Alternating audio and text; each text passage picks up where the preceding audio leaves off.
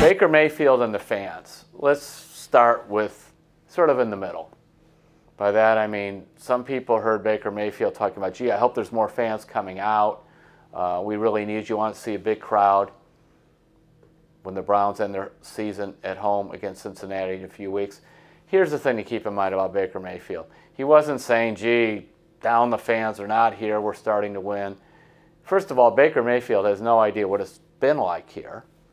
You know, the 1-31, 4-44, one playoff game since '99, a loss. And in some ways, that's very good. Because, see, Baker Mayfield looked at all that history, all that baggage, that moving man of despair that we would open out just one after another, misery and dismal games and just firings. And to him, it's not just the same as yesterday's news. It might as well have been something from the 1924 presidential election. To him, it's way in the background because Baker Mayfield came to Cleveland with his own history. The history of when he was in high school down in Texas, he wanted to go to one of the big schools, Texas Tech, Texas A&M, Texas, name your Texas. He was all-state in baseball, all-state in football, yet he only had a couple of small Division I offers. So he went to Texas Tech, walked on without a scholarship, made the team, and then started part of the time as a freshman. There was a disagreement with the coaching staff. He left Texas Tech, transferred to Oklahoma. No scholarship once again. Walks onto the team, emerges as the starter.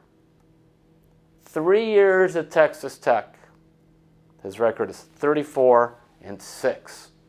I'll say it again, 34-6. That's why the Browns having 7 losses to him feels like 70. He's not used to it. The other thing that happened at Oklahoma was this.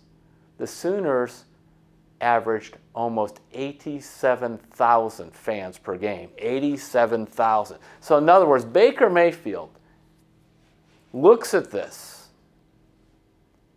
and says, not only that, I won a Heisman-Trophy. People said I'd never be the number 1 pick in the draft. I was the number 1 pick in the draft. So his resume, his history, his moving van actually is a bunch of very positive things. He looks back and says, I made teams not once but twice as a walk-on, 34-6, 87,000 fans, and clearly Oklahoma has a great history well before Baker Mayfield got there. Nonetheless, especially his last 2 years, he had that team in the top 5.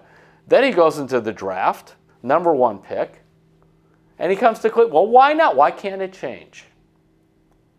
And that's, I think, what he was really trying to tell the fans. He said, hey, we're not all the way there yet. We've got more to go. But things are changing. And he was also telling the fans how, especially the defense gets fired up by the crowd. He was saying, I want you to come along. This is going to be fun. So I wouldn't look any deeper into Baker's message than just that. He wants more fans, because he thinks the team is becoming something worth cheering about. And he, just as many ways, I think he talked to the players and said, look, guys, we're not what we used to be. This is what we're going to be. They always envision, they talk about projecting the vision. Well, his vision is playing big-time games in November, December, and yes, January come playoff time. And he's saying, this is a show you don't want to miss.